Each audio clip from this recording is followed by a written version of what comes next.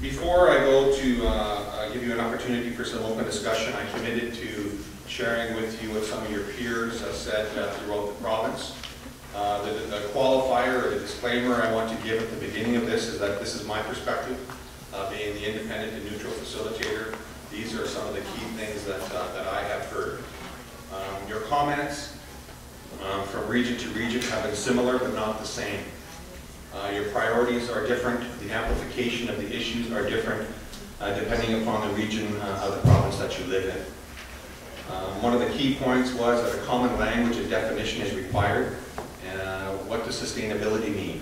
What does efficiency mean? What does science mean? So making sure that we're all speaking the same lingo.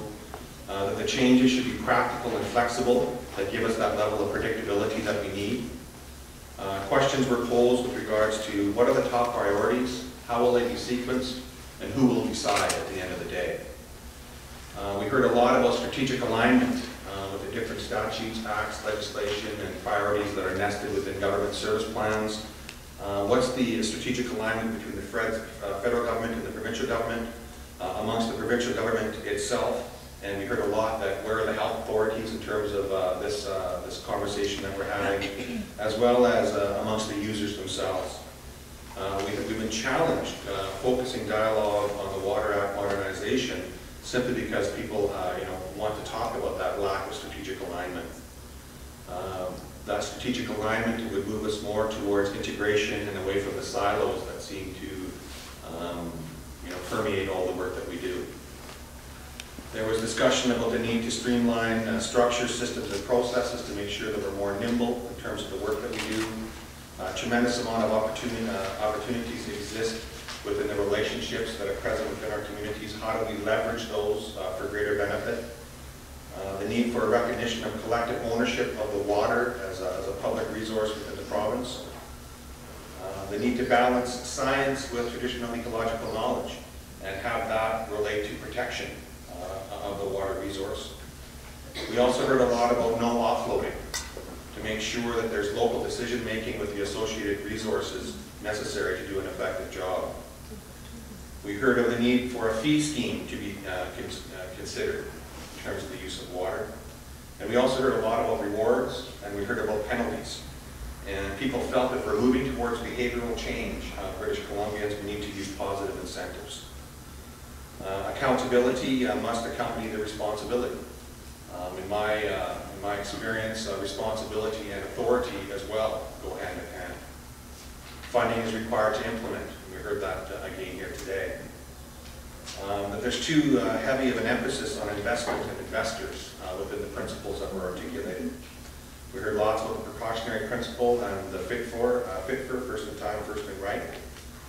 There is also a need for education that is broad-based, and not only for knowledge transmission, but if we truly want to get into behavioral change, that requires education. We heard about our watersheds and the need for an ecosystem-based management approach.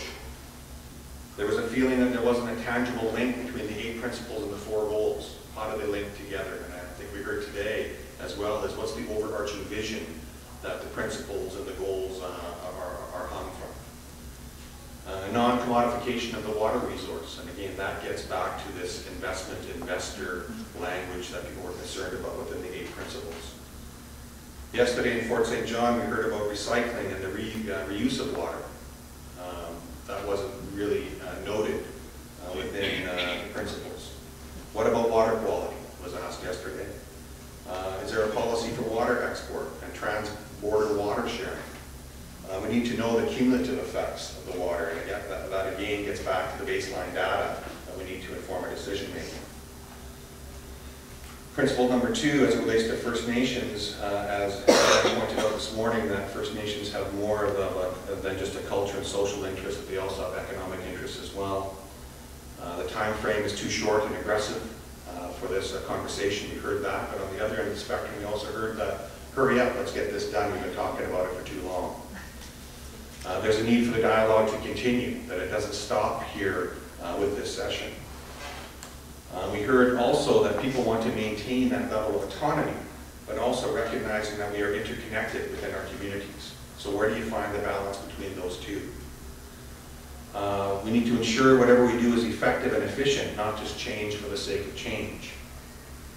And again, in the words of the late Chief Roy Muscle, what gets measured gets done. So what are the measurements? What's that baseline data? We've all heard of the triple bottom line approach with the social lens, the economic lens, and the environmental lens. A fourth lens was suggested, and that's the cultural lens.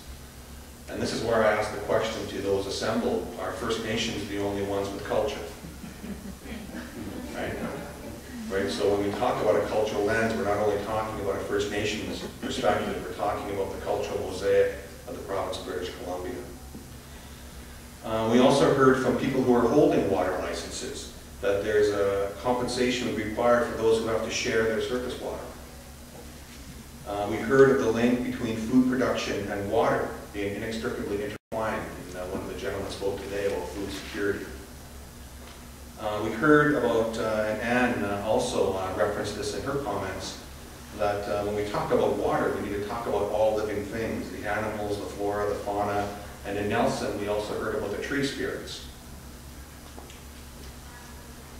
We also heard in Nelson of the need to move towards a conservation ethic rather than scarcity management. Now, all that, people wanted to see some overarching desired outcomes. And what I seen was people want greater transparency.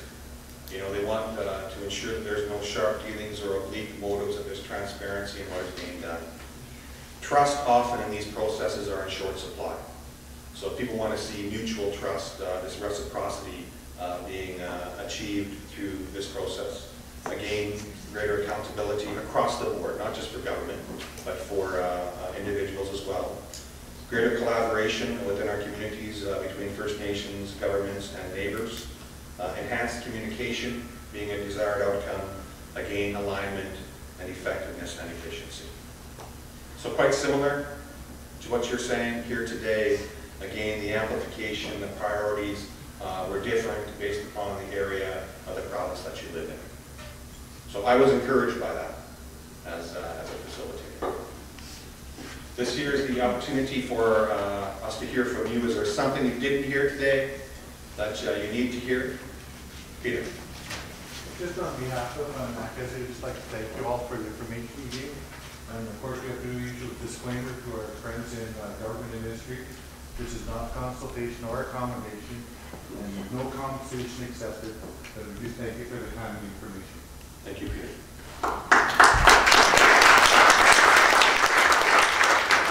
I really like your summary.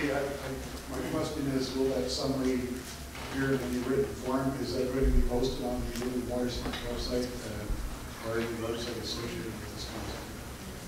Will you be able to provide that to us? Because I thought that was quite a good summary. No, I was kidding. Yeah,